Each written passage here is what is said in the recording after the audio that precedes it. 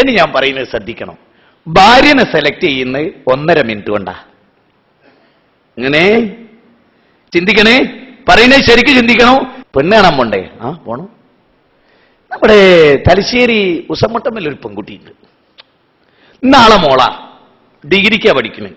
ശരി, എന്നാ ഒന്ന് പോവുക. ഞായറാഴ്ച പോവാം. ശരി, നീ കൂടെ വരുമോ? ഞാൻ കൂടെ വരാം. അങ്ങനെ പോയി അവിടെ ചെന്ന് ആദ്യം തന്നെ ഒരു ചമ്മലൊക്കെ ഉണ്ടാവുമല്ലോ, കാണാൻ പോവുകയാണല്ലോ. അപ്പൊ അവിടെ ഇരിക്കൂ കൊലായില്.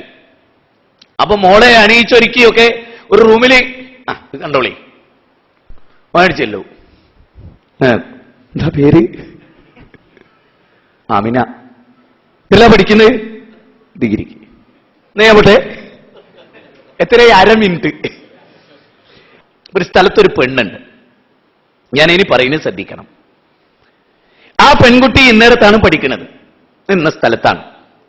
എന്തു വേണമെന്നറിയോ? യുവാക്കളോടാട്ടോ, വിവാഹിതരാകാത്ത യുവാക്കളോട് നിങ്ങൾ എനിക്ക് വലിയ പ്രതീക്ഷ ഉണ്ട്, അതുകൊണ്ടാ പറയുന്നത്.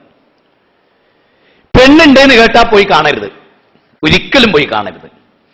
ആ പെണ്ണ് ഏത് കോളേജിലാ പഠിക്കുന്നത് നിങ്ങൾ ആദ്യം മനസ്സിലാക്കുക. കോളേജ് പഠിക്കണാണെങ്കിൽ ആ കുട്ടി ഏത് ബസ്സിലാണ് യാത്ര ചെയ്യുന്നത് നിങ്ങൾ മനസ്സിലാക്കി വെക്കുക.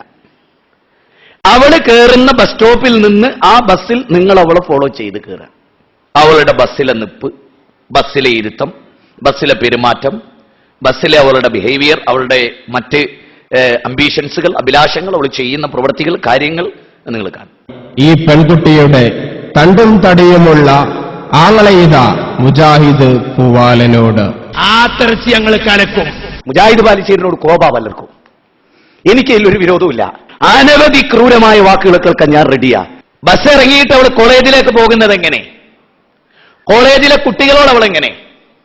കോളേജിലെ ടീച്ചേഴ്സിനോട് അവൾ എങ്ങനെ? പരിശോധിക്കണം.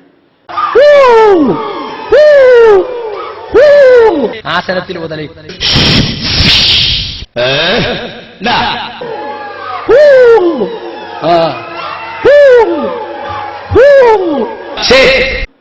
കുട്ടിക്കാലത്ത് 7ാം ക്ലാസ് വരെ പഠിച്ച സ്കൂളിൽ പ്രിൻസിപ്പാളിനെ ഹെഡ് മാസ്റ്റർ ചെന്ന് കാണണം.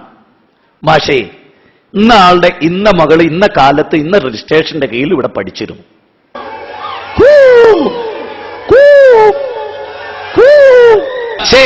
നിങ്ങൾ ഏതാ സൊസൈറ്റി? നിങ്ങളുടെ മതം ഏതാണ്?